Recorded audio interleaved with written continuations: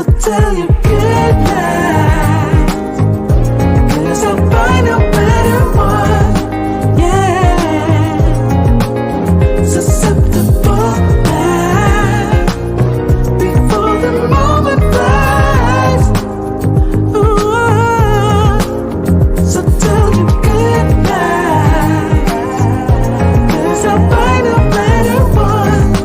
Ooh, susceptible now before the moment flies.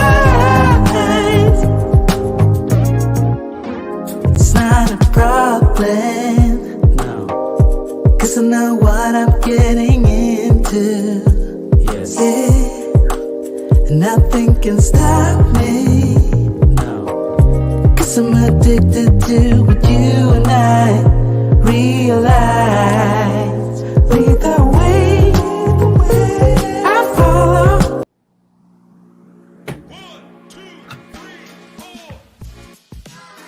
What's up, guys? This is Rob, and tonight I only have the third sexiest thighs. Hey, it's Murph. Yeah, I don't even have sexy thighs. What's up, guys? It's Shay. And welcome to the Waiting Table Podcast. I also have a special guest with me today. What? Whoa. Look at those locks. Woo! Get your hair down, relax, you know? Wow. But you got to do it like... There you go. Love it, love it. We got an awesome show tonight. I can't wait. Thank you for joining us, everyone, on another episode of the Waiting Table Podcast, where we have roundtable discussions about the hottest topics in weight loss with, of course, the coolest people and most jacked people from the bariatric community. I'm Rob. We got Murph and we got Shay, and of course, we got you guys. So grab a chair, wind down from your busy day, and take a seat at the table. Shay's gonna get it today. Shay, what's up? How's it going today? Well, that's why I brought Dylan, because I wanted to throw the question onto him. This is my husband, everybody. He's Hey, boo. tonight. I figured I'd bring a boy along, but I'm doing good. How are you doing? I'm doing great today, thank you. Yeah, just hanging out. Had the night off. Normally I'd be at band practice right now, but so just hopping on here. Love it, love it. Welcome anytime, of course. Murph, how are you doing today? He thought he was going to get out of it tonight. Never. Hold on. You guys are super glitchy on my end. I'm trying to fix some stuff. I think we're good. Did you ask me how we're doing, Rob? Or how I'm Sure doing? did. Daggone it. Daggone it. Daggone it. No, is that an doing American really good. thing? I think so. Daggone it. Yeah. Yeah. It is. Jeepers. Doing pretty good. Just super jacked and pumped for this episode of the Waiting Table. Do you want me to just go ahead and roll into the introduction? Yeah, man, go with it. I usually throw me to the, Sorry, bro. how you doing? I don't know where to go from here. So yeah, I feel like this episode is really, God, I feel like we've been needing this episode for so long. We've been wanting this episode. We talk to these guys on the regular. I know every single one of us do. They're the nicest guys, and super encouraging, super uplifting, super inspirational. They're just super men, and I absolutely love these guys. You see what I did there? That's good. So let's get Justin and Dee up here with no further ado. Oh, damn. Dee's in the guys. It's happening. Start with come on, guys, hit it. Yeah. Damn. Look at these guys. Amazing. How are you guys? Good. Awesome. And thank you so much for joining us. As Murph had mentioned, this is like an episode, or at least a topic that we are looking forward to. We have been talking about this for a long time, actually, Murph, in regards to having an episode more about strength training, more about this specific type of activity post-op, and who better to have that discussion with than two guys right here who've lived that. So again, thanks guys for coming on. Thank you for having us. Yeah. So we know you guys very well, but everyone else may not. Let's start with Dee. If you can tell us a bit about yourself, your journey, and maybe your journey into resistance training, weightlifting post-op. Sure. I'm originally from Baltimore, Maryland, and I've lived in Texas since 2013. And I've struggled with my weight my entire life. I've been a lifetime fat guy, and tried to take it off. I've lost tons of weight on my own, but it just kept coming back. And the things that I had to do to lose the weight would cause me to gain back the weight with a vengeance. And so, probably 2 years ago, one of my bosses, she went and had the surgery in Mexico. And at the same time, I was on my final self try. I was like, look, this is the last time I'm going to let my ego get in the way. If I don't do it this time and I regain the weight, I'm immediately going to get the surgery. Um, and so I kept her in the back of my mind. And as soon as I gained the weight that I had lost back after months and months of trying and killing myself, I called her. I said, give me the information. I'm going to Mexico because I couldn't get approved here in the States through my insurance. So I was like, I'm not waiting. I'm not putting my life in anyone else's hands. I'm going to get the surgery. I need it at this point. And I just went ahead and did it. And I'm so glad that I did it. Best decision of my life. I knew I had the work ethic, but I just knew something was missing.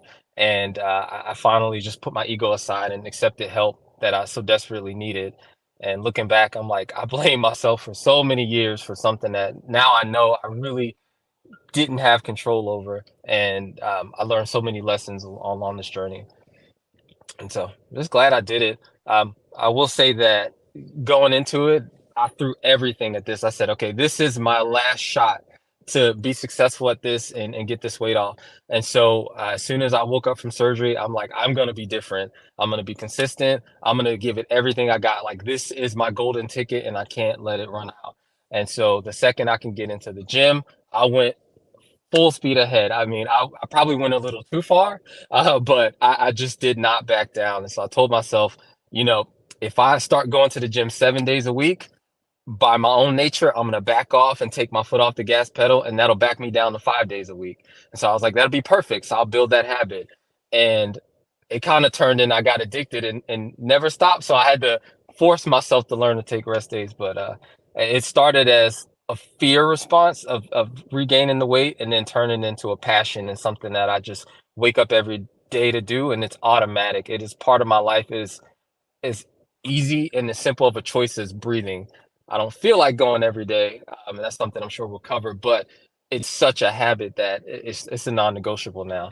And so now I just want to encourage everybody else to get into it and be fit, get active, and just move. You don't have to do what we do, but just move and be active, and you'll be surprised at what your body can do. And it'll help you learn to love yourself more when you love on your body and the things that it can do now that we've changed our lives. It just makes you so proud. So I kind of went on and ramble, but that's me in a nutshell. I'm addictive personality, and I just threw it all into weight loss and fitness. Love it, man. That's awesome. And yeah, we'll definitely talk about some things. And I do have some questions for you, as I'm sure everyone else does. How about you, Justin? Can you please share about yourself? Sorry, real quick before Justin. Dee, what was your surgery again? Which one did you have? I had VSG. Okay, cool. Awesome. And I'll tell you, I do want to say I was so used to failing at weight loss. The only reason that I pushed for VSG so is when I screwed this up that I could go to the bypass. And so that was a big, big mental roadblock that I had to get over, accepting that, we are successful, we can do it, and this will stick. But I started with VSG just because I was afraid to fail again. Awesome. Thanks. Sorry. Take it away, Justin. All right. Well, I can pretty much echo a lot of things that Dee said, as far as being overweight my whole life, losing some, gaining more, losing some, gaining more, constant circle.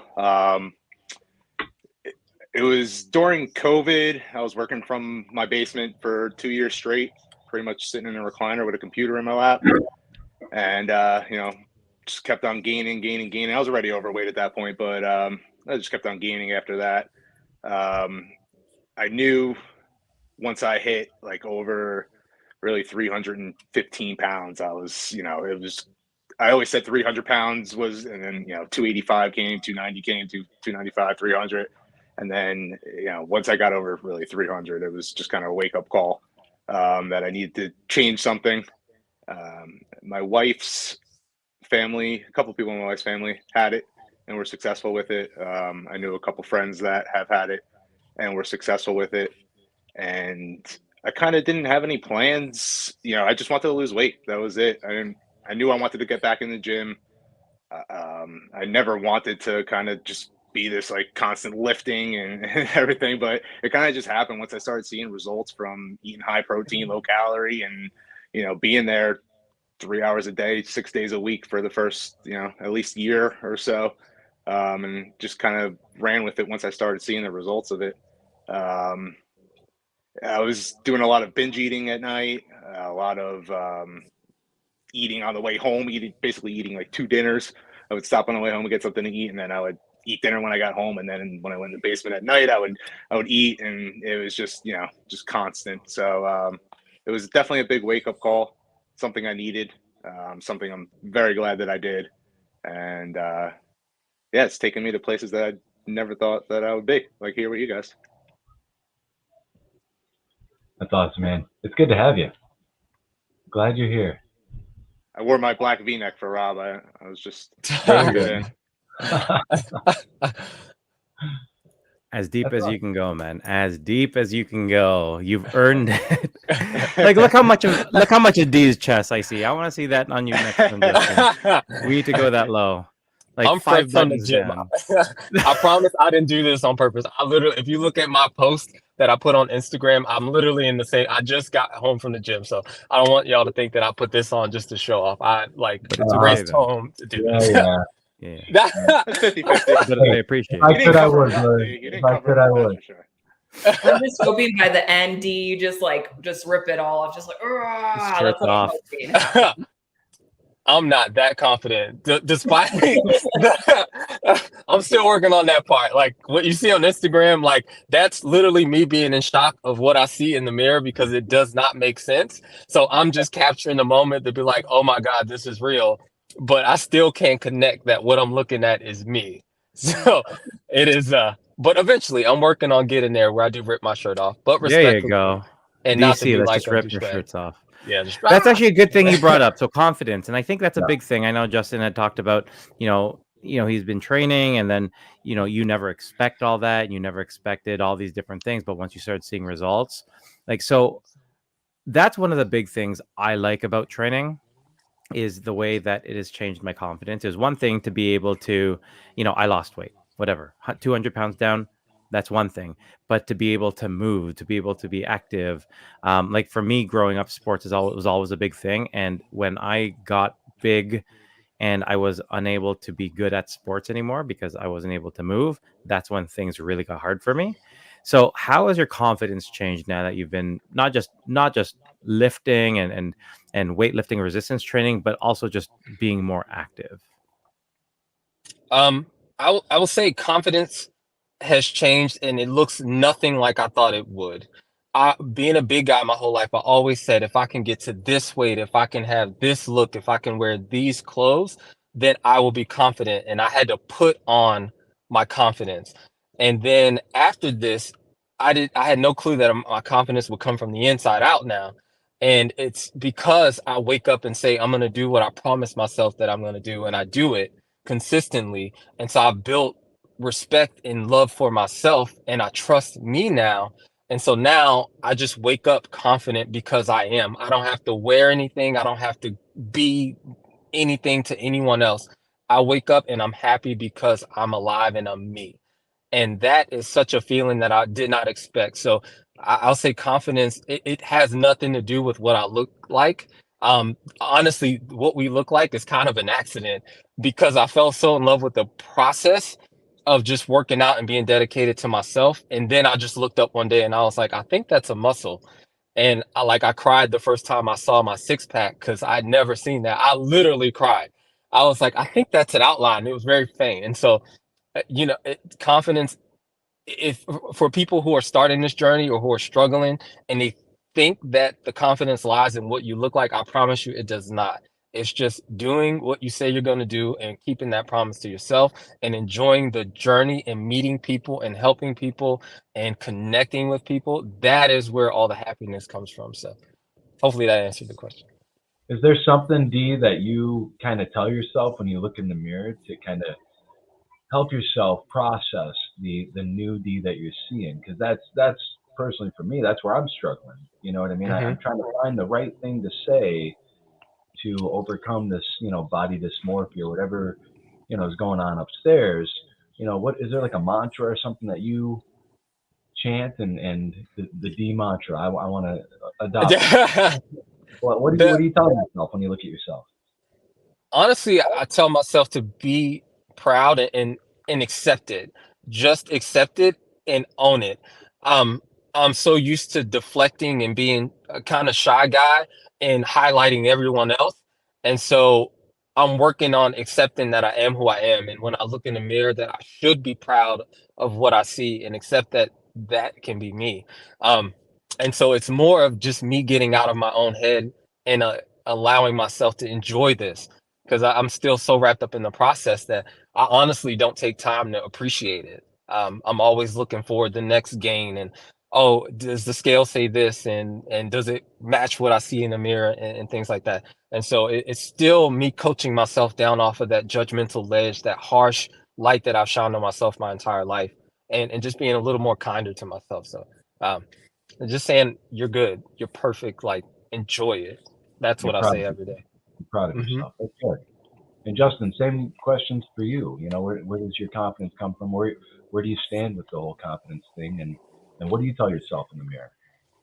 What's your way? It's a lot of mixed messages in the mirror. Some days it depends on the day, really. So it's still a struggle. No matter what I look like, no matter what I do, I'm always gonna criticize myself. Yep. Especially because I feel like I dropped down pretty much like everybody. I dropped down so much and then kind of gained that, 10, 20 pounds back. And now I'm at that homeostasis where, my body kind of just, as long as I don't even really track my calories anymore. I just kind of intuitively eat and know what I got to do in order to stay where I'm at. There was a point where, I wanted to go extreme and cut down to this, certain percentage and all that, but it drove me crazy the opposite way of gaining weight did. So it was really like looking at that and just being like, well, this is the same exact thing that I was doing before, only I'm in different shape, So I was on that little cut, and then once I kind of got off of that, I was happier with myself because I wasn't, I didn't have a purpose of a body look or a body type. I just wanted to be me and be happy being me, and I'm getting there. And every other day it's something different, but yeah, it definitely was a struggle at first. Hey, quick question for you, Justin. Someone had asked which surgery you had. I forgot to ask you that one. Sorry, I think you cut out a little bit, but VSG as well, right?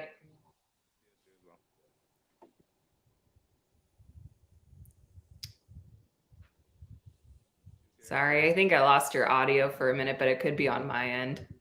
No, same thing. Yep.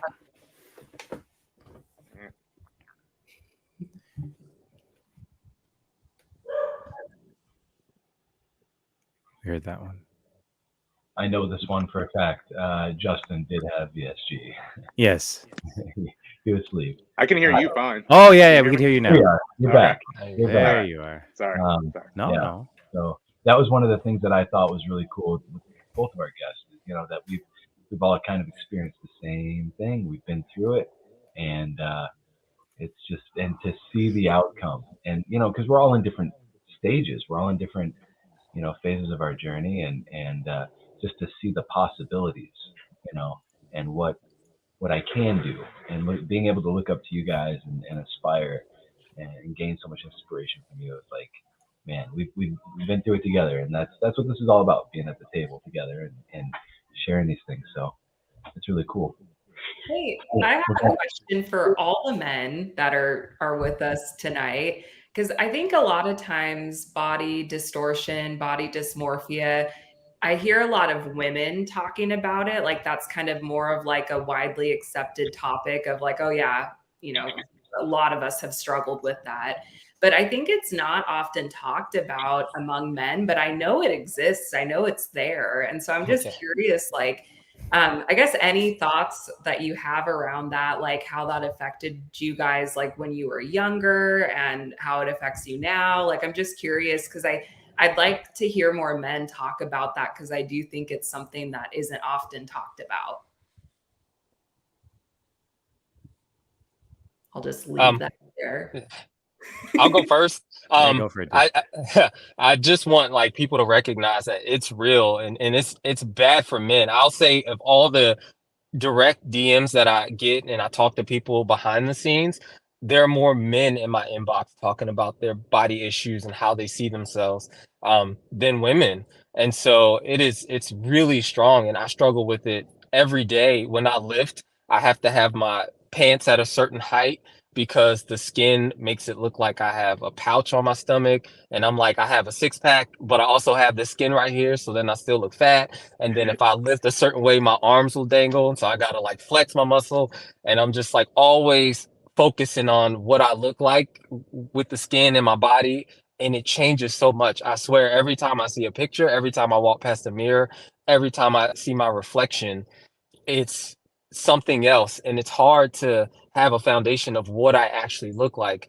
I feel like when I was big, I never realized I was so big, and now that I'm not big, I can't fathom that I'm so not big now.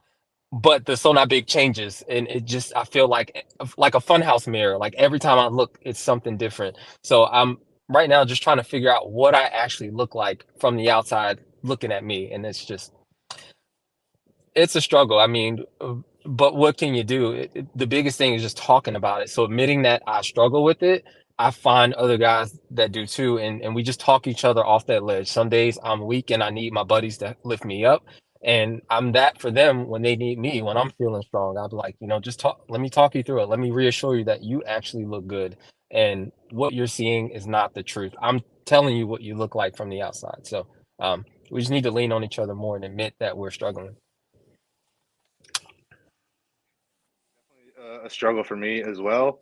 No matter how many times someone tells you how good you look, you still don't think you look that good. So it's looking in the mirror and saying, all right, like I gotta see what other people are seeing in myself. Like, and I came across a reel or whatever it was.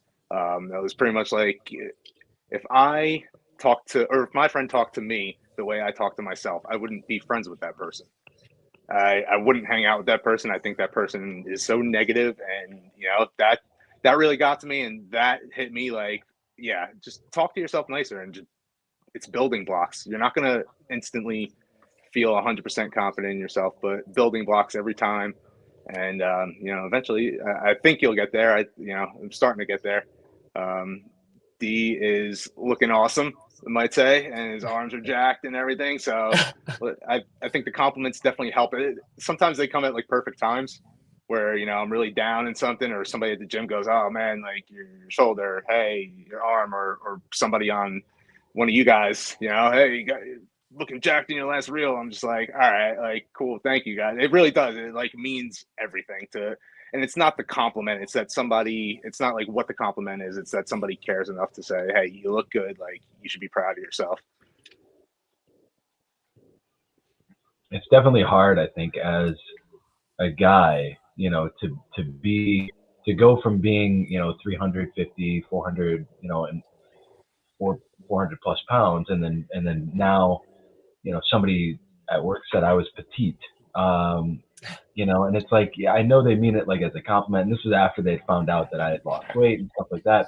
But it was still just like, I don't know. Like, I know my wife, she's going to hit me over the head with a frying pan because I ask her all the time, like, for real, do I look good? Like, for real? Because, like, like, people are saying, like, they would have never guessed, or they would have never known, or things like that. Because I see all the insecurities that I have. Like, I see my turkey neck, and I see my skin, and I see, my ribs, and my, like, I see all these things. And it's like, I don't miss the old me, but at the same time, I was comfortable, being the big guy. I was comfortable being seen as, hey, big fella, hey, big man, hey, big guy.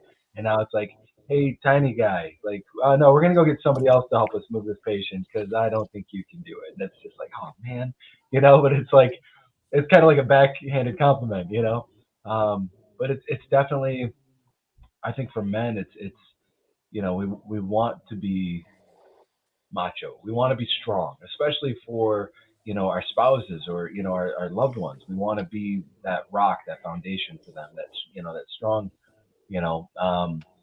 that strength. And it's a very, I don't know. I feel like I don't know where I was going with that, but I just feel like we don't have to be solid strong. I think mentally strong is super important. And I can lift all day, but if I'm not confident in myself, or if I can lose 300 plus pounds, but if I'm not confident in myself, if somebody broke into my house, I'm not going to do any good. You know what I mean? Like, I'm not going to be able to help my family, or because I don't think I can. Because I'm a, it's a head thing.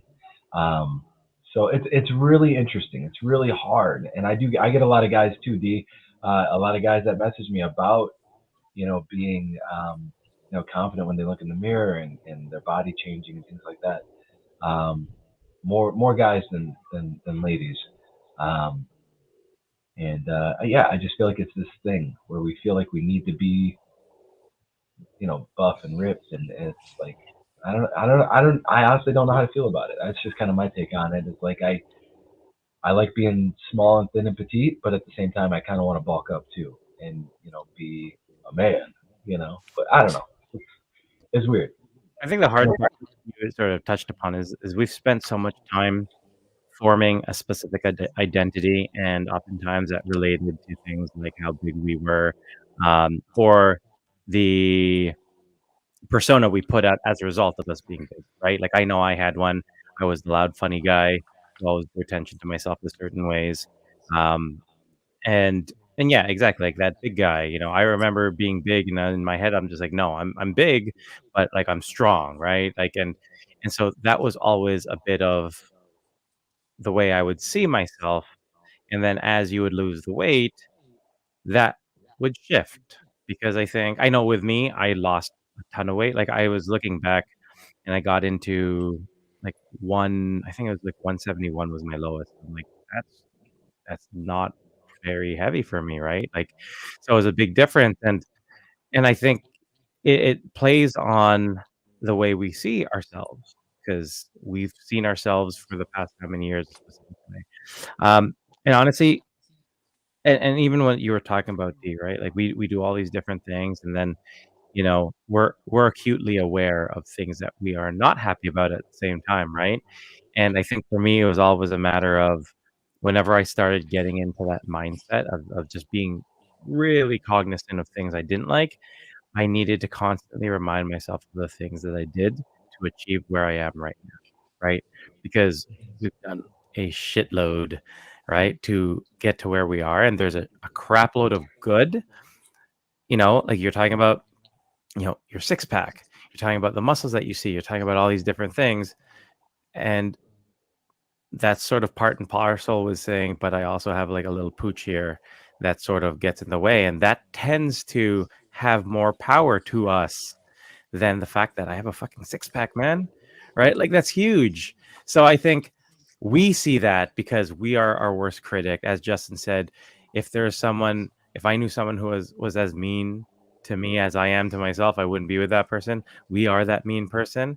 And so I think it's the constant reminders. And I love what you were saying, Dee, about like, I look in the mirror and I'm just like, this is me. I'm happy. I'm proud of myself. This is, look at everything I achieved. The more we do that, I think, the more we can accept that we're never going to be absolutely perfect, right? Physically, but we can start celebrating all the good that we've done, and have more power over it, because like, even me, I've spent how much money on skin removal surgery. There's still a lot of stuff that I would like to get fixed, because like you said, like, I lift my arms up, I know I have some extra here, right?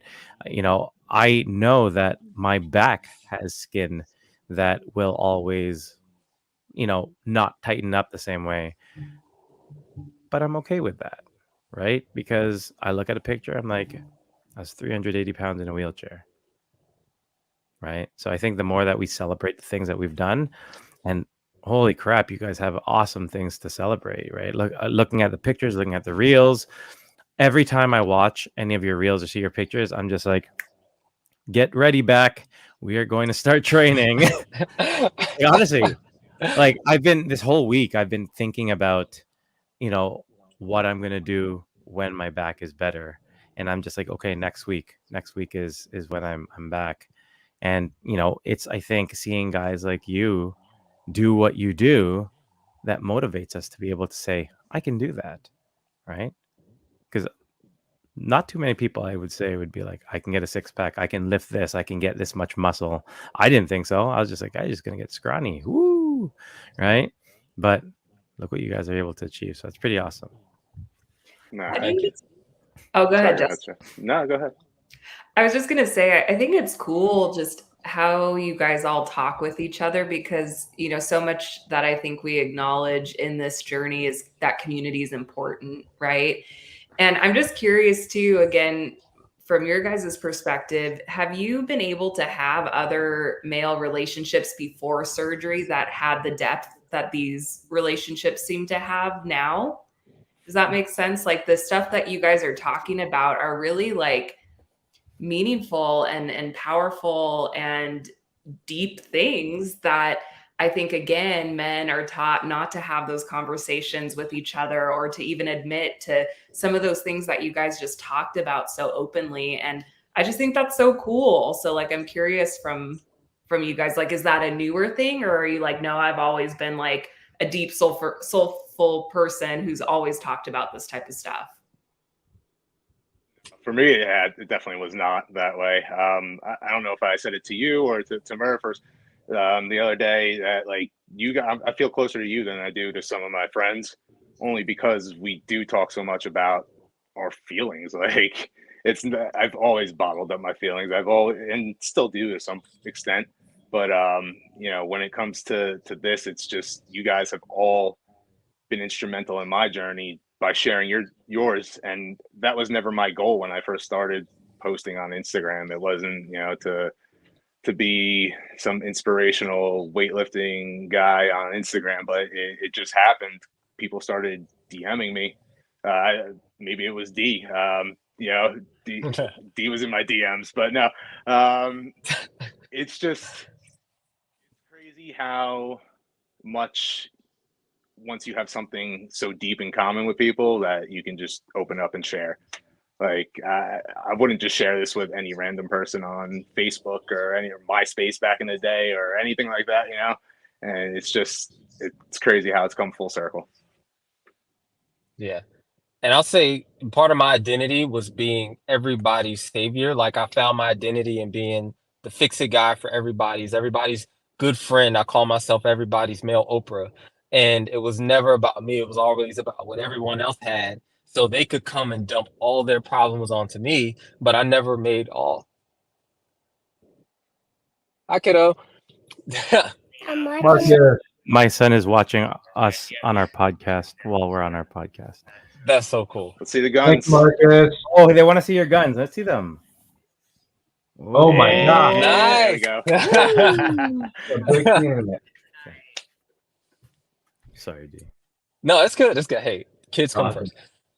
But yeah, so it's this new second half of life, I call it. I make room for me, and my feelings matter, and talking about them, I find that I connect more with people now that I'm so open and vulnerable, to where I thought I was doing them a favor by hiding all of that and not sharing before.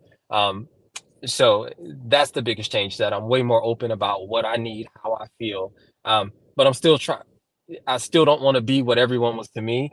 So there's still where I throttle it a little bit, where I don't want to overshare or over dump my stuff on the people, because I know how that felt to catch everybody else's stuff.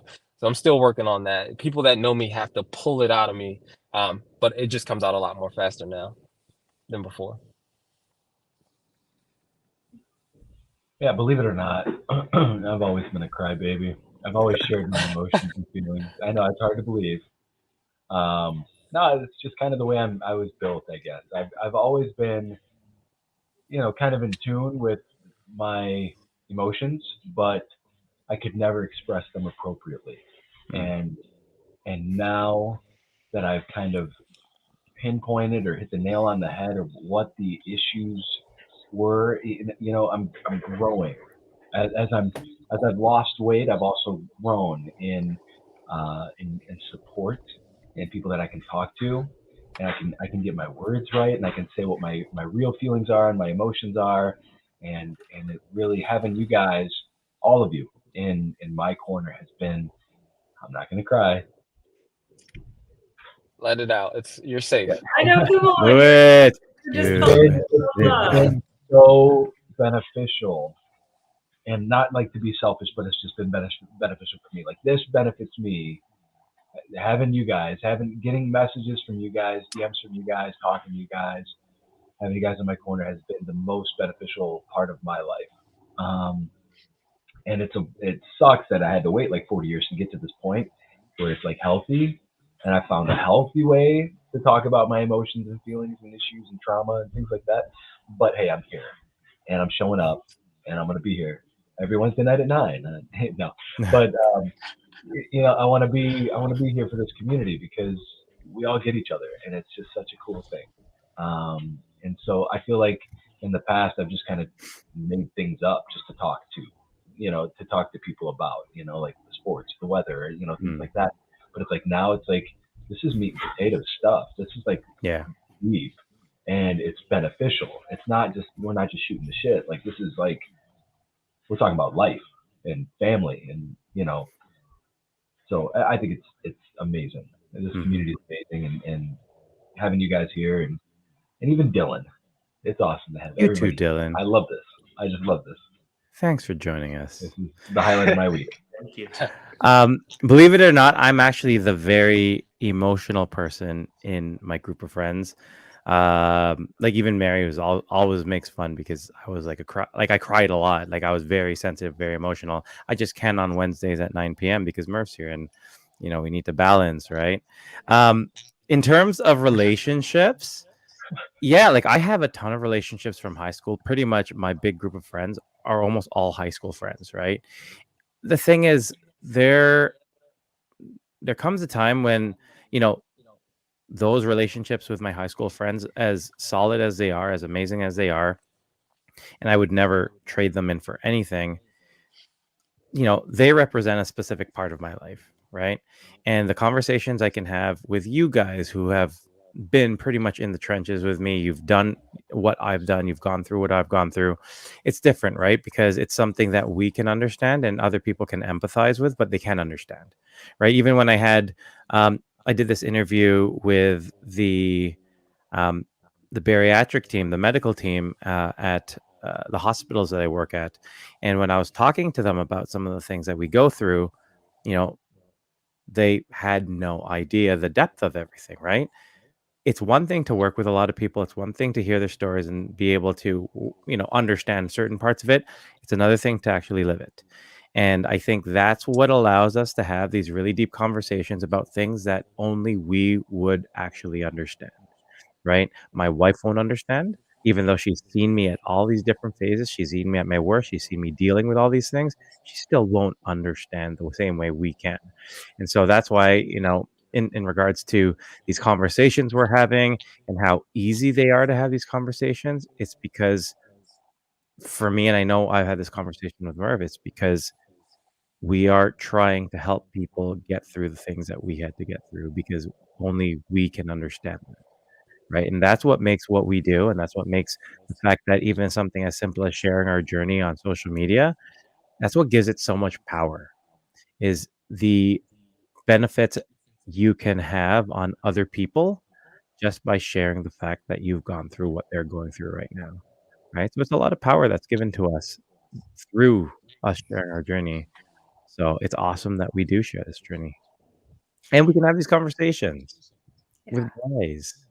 And I also too want to point out that like I think this is a very safe place to practice for many of us sharing emotions for the first time, being vulnerable in different ways. And while not everybody can relate to the exact journey a lot of us have been on with bariatric surgery, everybody has felt pain in their life before. Everybody has felt sadness, has felt joy, has felt anxiety. And so that's something too that I know sometimes it's easy to, for me at least, to get a bit siloed in a community where it's like, oh, they all get me. And there's a lot of benefit to that. And I think there's also benefit in knowing that other people can be safe spaces for that. So like people that maybe, our high school friends or whatever, is it that they don't have the ability to have that relationship, or have we just never explored that type of relationship with them before, just as an example? But the other thing I was going to share too is that it's so cool because I know at least three, I don't think you don't have kiddos, right, Dee, that I know Yeah, of? no kids. No kids, but three of the guys on here are dads. And I think it's just so cool, like that this is like what your kids are getting to be immersed in. Like that's so freaking cool. And I'm sure, like Dylan's not a dad yet, but I know, and Dee, you're not a dad, but I know that you also have influence, I'm sure probably with other just people in your life. And it's like, this is so cool. This is like the first time in history that you guys have been like men have been able to do this. I think it's just really cool and something to call out. So kudos to you guys, all of you. You too. Thank you. Thank you. Yeah, no, it's crazy because either I get slack from the kids for going to the gym, and the other day my son told me he wants my fat belly back, or he's super proud of me. He always asks me like how the gym's going and stuff. So it's either or with them, but it's great to like have that relationship where he sees me. He knows I'm doing work, even though he might not know exactly what the gym is. He knows I'm doing something to better myself. So it's really cool. I can't wait to hopefully have him in the gym with me, in about like 10 years or something like that. Or even my daughter, because my daughter is an absolute animal as well. So she's the muscle. She's always the one, flexing on me and everything like that. So it's awesome to see that. Hey, one question too for you guys, like for men that are listening right now, like what advice do you have for them on like starting to have more deep and meaningful relationships, talking about kids, being able to do that? Like what's a good place to start? Because that can feel really awkward. I'd just say start with. Oh, I'm sorry, I didn't mean to cut you off. No. Start with listening to yourself. Like we all have that thing where we start to say something and we pull back. And I had to learn to override that. And it's just like share anyway. I mean, what's the worst that could happen? And so just find a person that you can open up to, maybe just one, and just tell them something that you normally wouldn't tell someone, and get comfortable with sharing. And when it gets uncomfortable, lean into it instead of pulling back and going back to safety. Like talk until it hurts. Talk about stuff that you may ugly cry. I mean, I know when I'm hideous when I cry, but so I practice not crying, but now, I just let it flow. And people will appreciate that. You give gifts to people more when you open up that way than you get to yourself. So it's just such a cool experience when you open up, and you never know what that person has been holding back, and you'd be surprised. So just start. That's the only I say is just start. It's the same thing with you guys, finding the common ground that you might have with somebody. It could be the littlest thing, it could be the biggest thing. But once you find that common ground of, hey, you have a 3-year-old and a 4-year-old, me too, and the life's crazy and bedtime, and and then it just kind of starts rolling from there. And I've learned that kind of talking to some of the parents that my son goes to school with, at drop off times and stuff. I saw one of them at the gym the other day, or a couple of weeks ago, and we started talking, and he actually had VSGs too, and I was just like, what, like. That is crazy, man. Like, and we started talking, and we're gonna hang out, and it's just once you find that common ground, for me at least, it's easy to keep rolling with it. So speaking about starting, I want to sort of shift it a bit. I know we have about 15 minutes, maybe 20 minutes. I want to shift it back to you guys and sort of something that's been very, obviously apparent with you guys, and that's going out, working out, and the gym post-op. When after your surgery did you guys begin going back, not just going to the gym, but doing weight training and implementing that into your routine?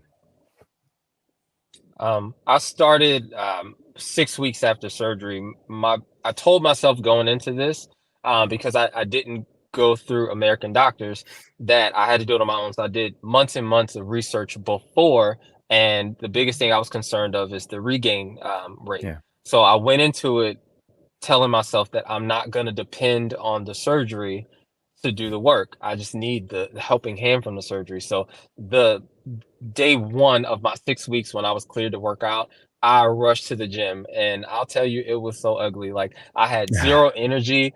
I was so weak. I mean, we talk about weight loss, but I think people underestimate the amount of muscle loss that we suffer with all of this rapid weight loss. I was so weak. I mean, I struggled with 5-pound dumbbells. Like, I had to laugh. I was so weak. And so the first thing I had to do was say, okay, well, strength isn't going to be my thing. So I just need to focus on consistency. Mhm. And so when I first went back, my rule was 7 days a week, 2 hours a day. And you guys know how it feels and how tired we are. That was hard. It- but in doing that, I learned a couple things. Is go no matter how you feel. It does not, two things can exist at once. You can feel like total crap and still go to the gym. And so I would just say, go to the gym. And I'd sit there and I just looked around because I had no clue what I was doing. Um, and I just follow circuits or kind of make up my own gym workout routine. But I was just happy to go. Then it evolved into looking up workouts and saying, okay, I can't just do cardio. So let me mix it up. I'll do some cardio and some resistance training. Still didn't know what I was doing. And if I look back, I'll probably be horrified at what I did. And then I said, okay, wait. One thing that happened with the surgery was I realized that I needed help. And I was like, why am I not reaching out for help with working out? Yes. So then I hired a coach that gave me a structured workout. So I hired Rob Motivation, and he was awesome with giving me like a structured workout. So I had something to build on. And so I can take my crazy 7 days a week and then apply it to his workout plan. Even though he started me off small, I would like go behind his back and double it up. I'm Of not suggesting course. that. That's just what I did. And so um and it just snowballed from there. But I'll tell you, like, the biggest thing was learning again that even though I was tired, even though I was weak, at the moment, I forced myself to be consistent. And there were times where I was so tired, I would get to the gym and I swear I would reach for the door handle and wake up 20 minutes later because I was so exhausted. But I'd still go in, and I learned, I was like, okay, I'll start taking people with me. So I'd invite my friends and or my husband or my best friend, and I'd say, come to the gym with me. I'm really tired. I can't eat but one sushi roll. So if I faint, don't let me get a big ambulance bill. Just tell them that, I'm just hungry. And so doing that, I kind of got my friends involved, and it just became a lifestyle. So it Nice. became my social lifestyle, my personal lifestyle, and it slowly evolved through adding in trainers, adding in a nutritionist to what it is today. But in the beginning, it was just back to the basics. I forced myself to make the habit of going every single day, and my it was 2 hours a day. I pulled that back as I've learned more, but in the beginning, that's what I did. Nice. How about you, Justin? I probably started a little bit sooner than I should have. I was like probably like a month after surgery. But my friend asked me randomly, he's like, "Hey, you want to go to the gym tonight?" And that was kind of the end of it right there. That was just he ditched me. That's the last time I went to the gym with one of my best friends. He started doing like jujitsu and all this stuff, and yeah, when I was going, I remember it was like late October, November, because then I still do. I go at night. I was going from 8:30 until 11 o'clock until they closed, 6 days a week, and did that for I would say 9 months to a year. But I just remember kind of sometimes being the only one at the gym because it was snowing, or there'd be like a handful of people there that you always see every night, no matter who it is, no matter what the weather is, you always see certain people. I didn't want to look stupid in the gym, so I did a lot of self-research on forum and tried following the right people on social media, and not just like anybody, and kind of picking up things from people here and there.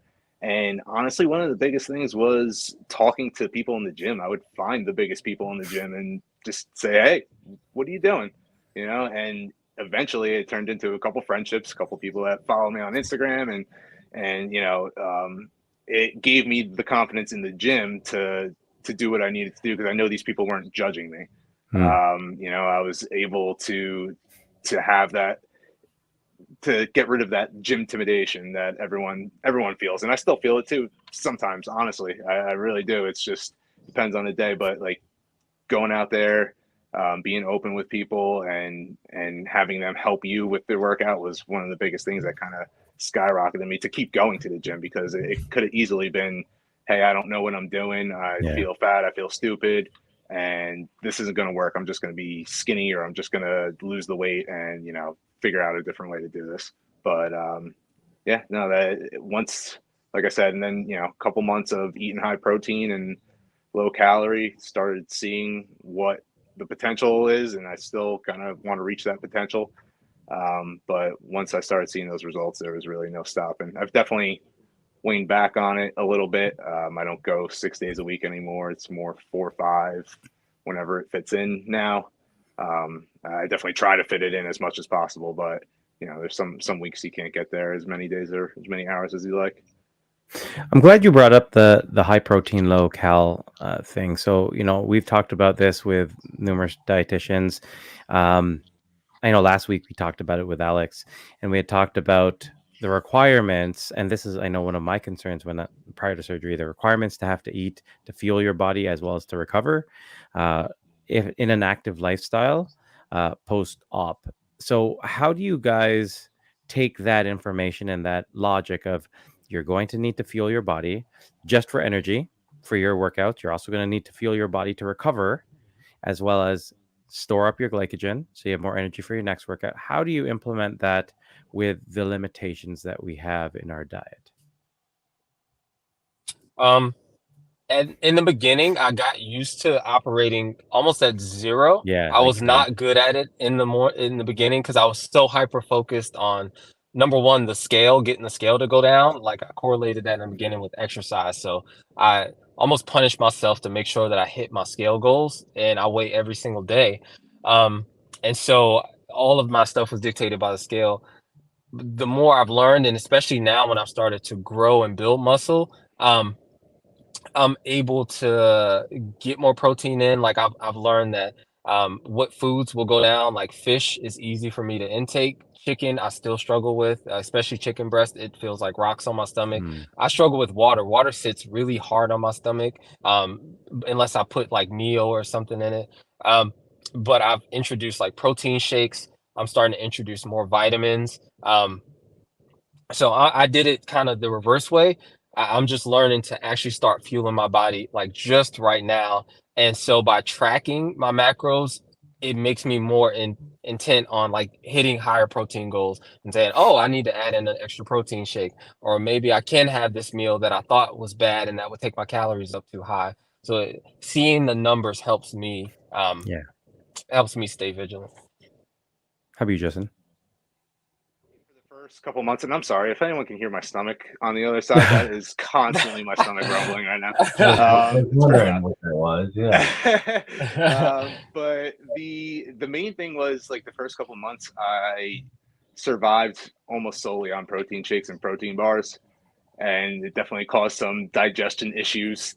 But I still do kind of rely on those a lot. I started learning on how, the difference in carbs. I switched out rice for sweet potatoes, and it's same amount of carbs, a lot less calories, all that kind of just tricks of just swapping out, finding what's right for you. The toughest part for me was like maybe that 6-month post-op period where no matter what you eat, it just gets that stuck in your chest feeling. And no, it doesn't matter if it's mashed potatoes or canned tuna. It was just always just felt like a lump in my chest. And I never really threw up from eating, maybe once or twice. And I was lucky enough that like nothing bothers my stomach, maybe besides ice cream a little bit, but that probably also has to do with the quantity that I'm eating. So, but yeah, I was lucky enough I still haven't had a steak probably in 2 years. I do stay away from chicken breast. I eat a lot of ground chicken, ground turkey, and softer proteins, fish and stuff like that. I don't eat a lot of ground beef. I really don't eat a lot of beef at all now that I'm thinking about it.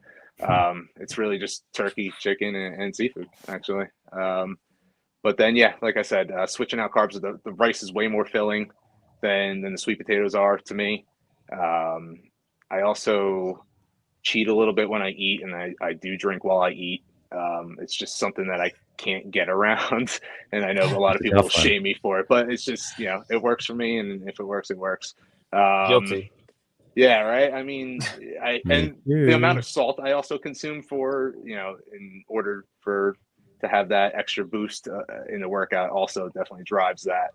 But also, like I said, learning timing too, carb timing, protein timing, all that stuff is super important because, like Dee said, in the beginning you're kind of running on zero.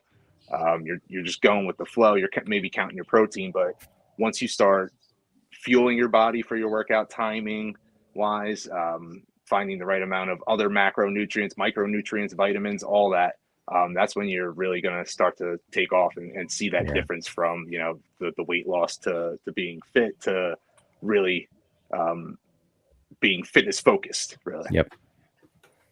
Yeah. Love it. And one thing I forgot to mention is funny in all this is that for the first 5 months of my healing process, my stomach pinched, so it looked like an hourglass. And so if I would drink, I was fine, but the second I would eat something, it would get stuck. And so for the first 5 months, I threw up every single day. Every single day, at least one of my meals would come back up. And so I went and had it scoped. They figured out that I wasn't crazy because I was like, I think something's wrong. And they finally they made me swallow a pill, and then nothing would go down after that. And so I was so relieved that I wasn't crazy. But it kind of just cleared up on its own. But I had gotten so used to eating so little back then because I couldn't keep anything down that when I finally could eat, I panicked because then I stalled. I was like, oh my God, I'm gonna get fat. I can eat so much. I was like, this is what we can eat. Cause I went from being able to eat 1/2 of one egg the first 5 months. Like that was my capacity. 1/2 of one egg was all I could keep down to being able to eat 2 eggs. And now I can eat 3 or 4 in one sitting. Damn. So, yeah, no, I still panic. I'm like, I cannot believe I can eat this much. I don't take advantage of it, but I work out a lot, so I kind of need it. But yeah, it's been a journey. I had to learn to adjust to what we can eat and also put habits in place so that when my capacity goes up to eat more, that I'm not eating any and everything, that I'm still sticking to a diet, because it's more important now that especially with VSG, I feel like we can eat more the further we get out, and it's easy to slip back into old habits, especially because like my tummy is very sensitive, and the best feeling foods are the worst, like popcorn and cookies and all the bad stuff Sliders go down. Yeah, they go down the easiest, and yes, so they do. you got to be careful. Post-workout slider foods. Yeah. Hey man, carb timing. So I've got a couple questions for you guys, and I'm done with my questions. One is my personal question: what or who is your inspiration? How do you guys stay inspired, or what has inspired you to make this change in your life? And then another question is the same question that I have, and it actually comes from TikTok. Somebody on TikTok named Skylar, because I'm live on TikTok and they're watching, and he's asking, how do they stay motivated? So what is your inspiration? Where does it come from, and how do you stay motivated? Yeah, for me, it was always my kids. That's the reason why I went with the surgery and decided to kind of take control of everything. It was not being able to fit on rides, not being able to chase them around.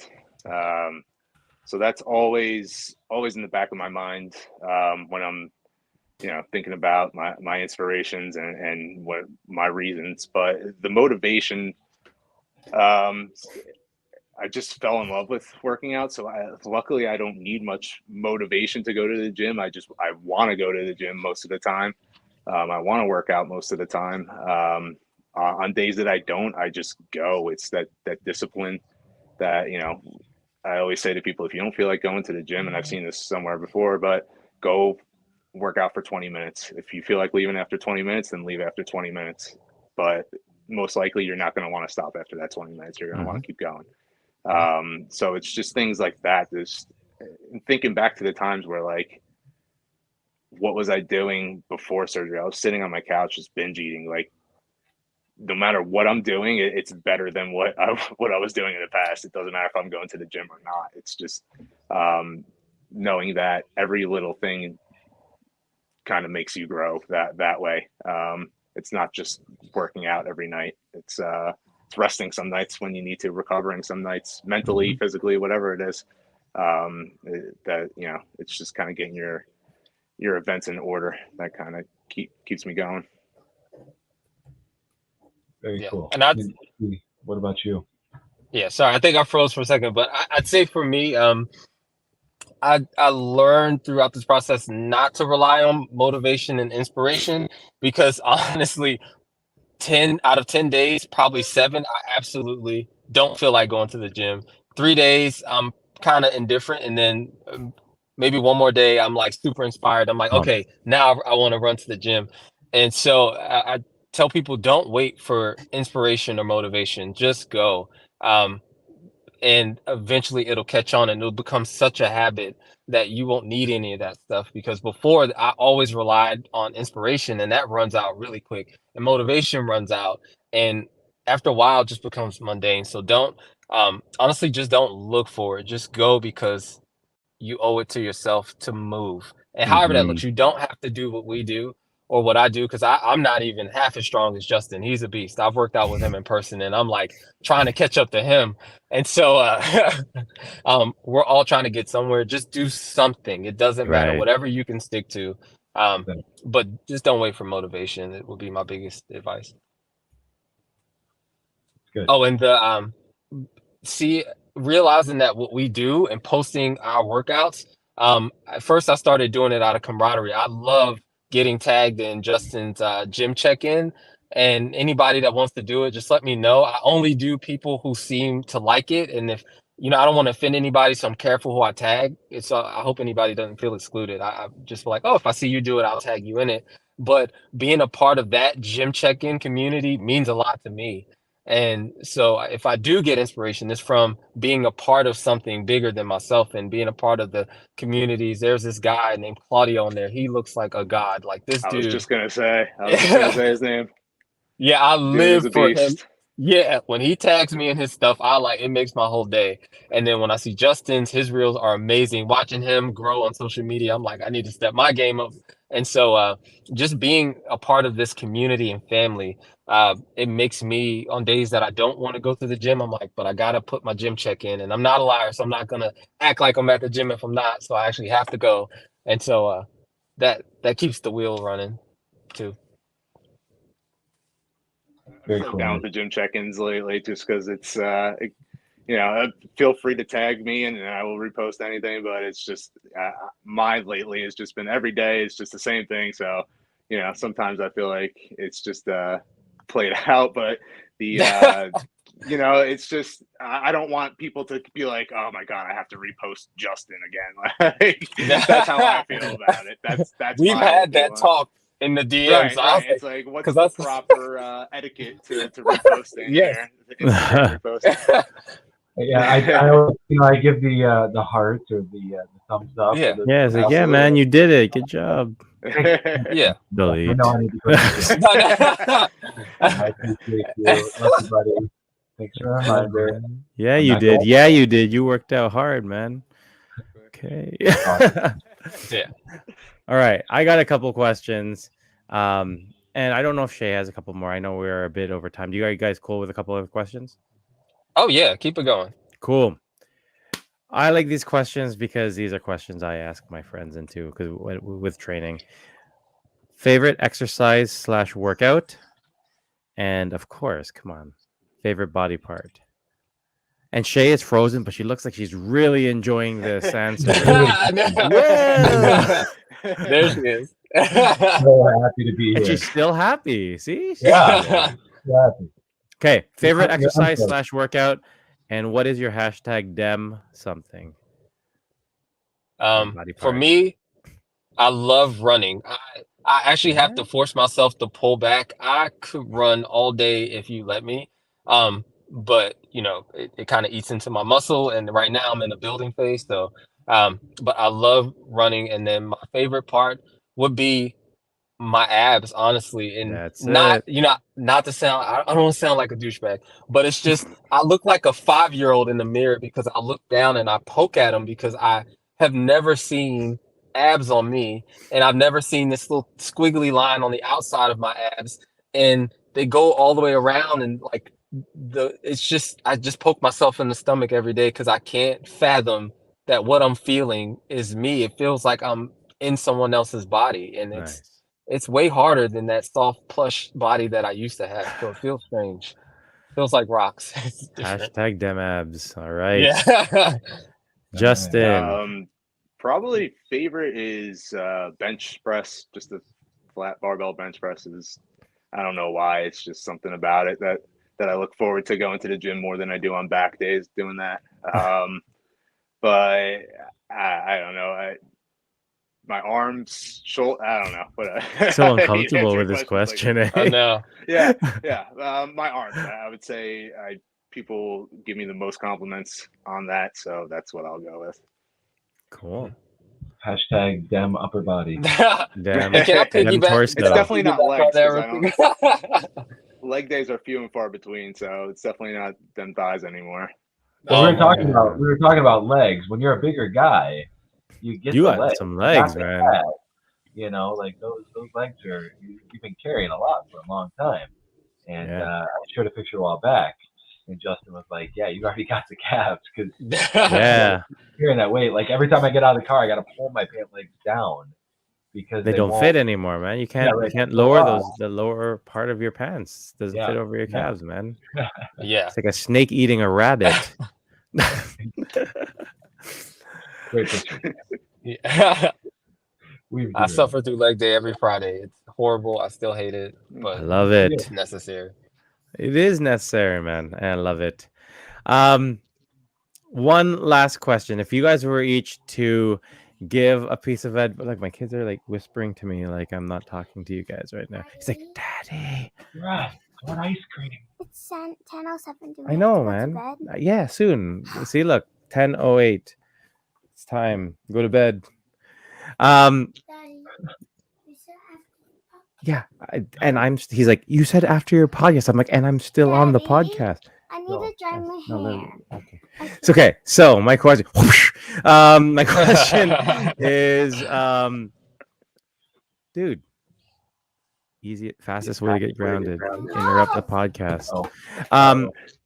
What piece of advice do you have to share with anyone who just had surgery, early on in surgery, or anyone who's had surgery a long time ago and is looking to start training a bit more